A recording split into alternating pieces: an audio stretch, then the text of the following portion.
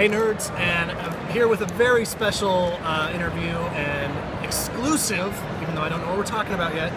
I've got some of the guys from Crack.com. Guys? Hey nerds! Nerds! I never get to be on the other end of that phrase. Yeah, it's usually yelled at me. Feels good, right? Yeah. No, Yeah, it's so powerful. It's our word. We're taking it back. that's right, we are. Yeah. So just really quick for the audience, introduce yourself and let them know what. Absolutely. My name's Michael Swain.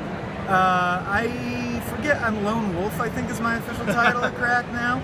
But I do a lot of stuff in the videos, act, edit, write, just generally have a good time on camera. My name is Daniel O'Brien. I'm the head writer and creative director of video for Crack.com. Wait, they gave you a real title? I actually gave it to myself. I think on my business cards for the company it just says senior manager. But I don't tell people that because head writer and creative director of video is as funny as it is absurdly long for a title. So Crack.com is one of these just kind of go-to places on the internet for unique material, just funny stuff, and just all around news and everything nerd culture, desires. How did you guys get started? What is your? I mean, because there's so many people out there who look at you guys and are like, I want to do that. Sure. Well, they can. From the beginning, we always wanted.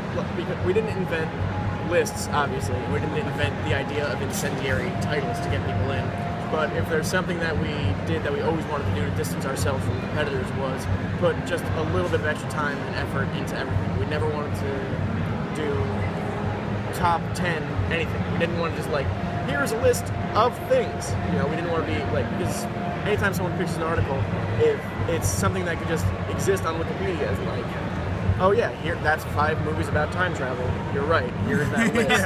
Then we don't want it. We want some kind of theme, some kind of thesis. What are we actually saying? Let's get not top, not worst, not best, but the most something cohesive that we can actually talk about. And we took that gamble because the gamble was, will the internet read? It's at a time when people love memes and people love GIFs and people like. Here's one word and a picture of a cat smiling. We're no, we're gonna take a gamble that we're gonna take a gamble that people will read 2,000 to 3,500 word articles, and it worked. We're all millionaires now. Exactly. Yeah. And we do try to. I think we do try to serve up everything that nerd culture wants, but we also sort of apply the nerd ethos to everything. Things that.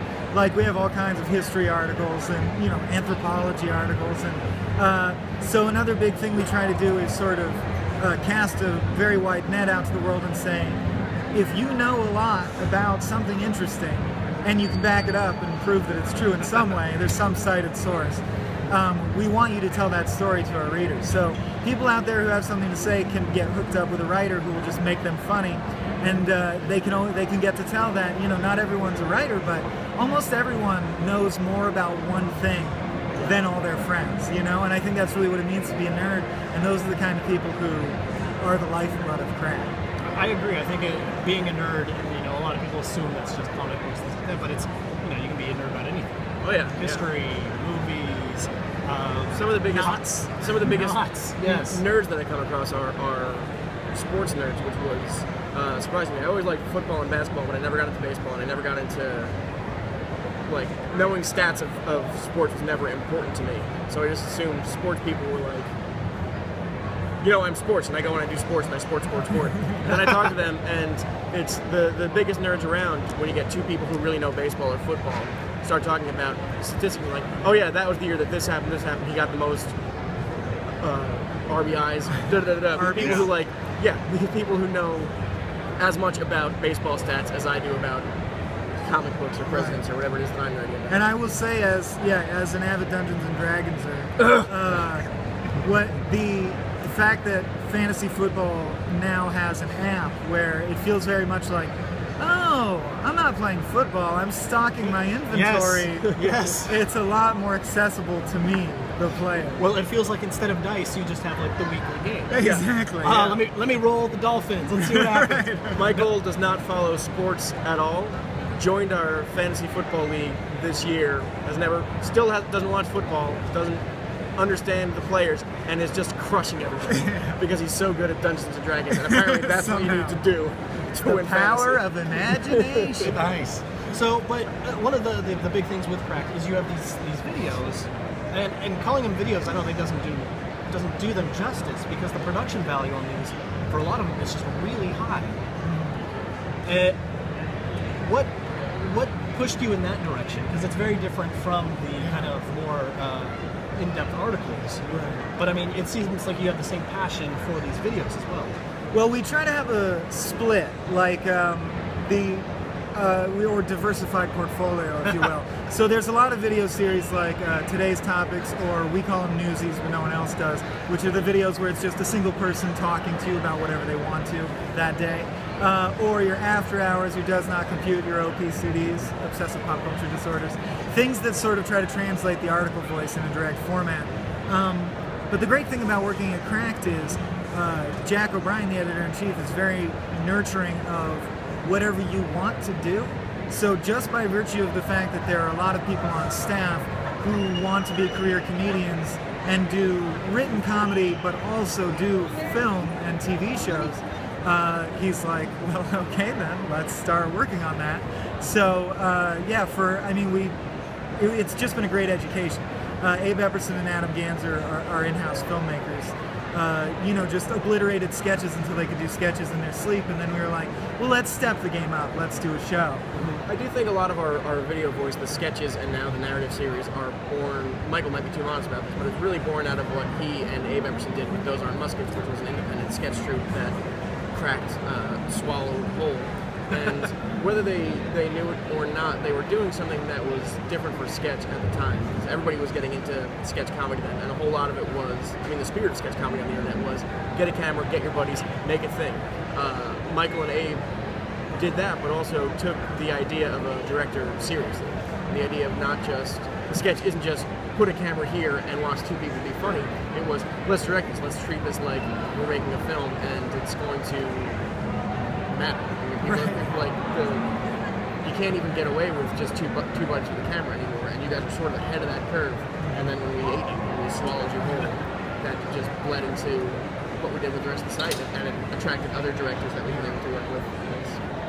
And not to toot our own horns, but I still think we maintain that. Like Starship Icarus, I can't get over how great it looks, and I was there, not every day, you were there every day.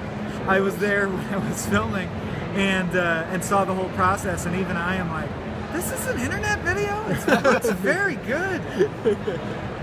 So, to ask, what have you got coming up seems a bit naive since you've got so much going on. But if there was something you wanted like the audience to be like, you need to see this, what we're working on right now is fantastic, what would it be? Our t-shirt store, buy t-shirts. Now that I've said that to appease our bosses, I'm excited about Rom.com is a show that one of our first Cracked Studio shows that I made last year and was just very passionate about, and it was a huge risk because it's romantic comedy, and it's fewer jokes on the page, and it's more about like, well, this is just me exploring some ideas about dating and technology and working with your friends that are appealing to me right now as a person who does those things. And it paid off because people liked it. It was the right thing at the right time for them. They're in the same headspace as us, which is nice. And now we get to make a second season, which we're working on right now. We've got 8 episodes. It's the first second season of a Cracked Studio show that we've ever done so far. And yeah, that's what I'm excited about it because it's all I've been doing lately. Yeah, and the way our internal system works, I think I'm actually on deck for a new one. So sometime soon here I'll be working on either something that no one's thought of yet, or quite likely a film noir series. Well, fantastic. Outside of crack.com, is there any other sites or Twitter, where should they find you guys? Find me on Twitter at DOB_INC. Tumblr, if you just search Tumblr, Dan O'Brien, probably. I think I'm on Instagram. I'm certain I'm on Instagram. I'll just give my home address. I've only got Twitter and Tumblr. I'm at Swaim_Corp, CORP. To go with Dan. And if that works, I'm a sick of successful.